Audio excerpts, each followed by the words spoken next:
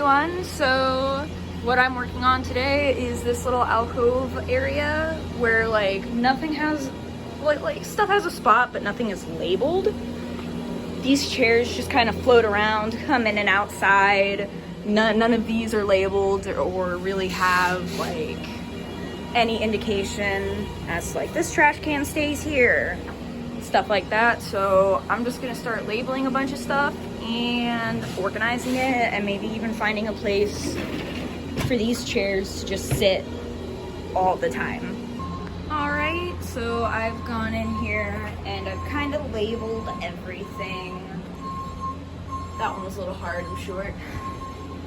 Got cleaning supplies, we got drinks for drivers so they know, and I got a spot for all of the brake chairs that's out of the way of the door so then they don't just kind of clutter this space here.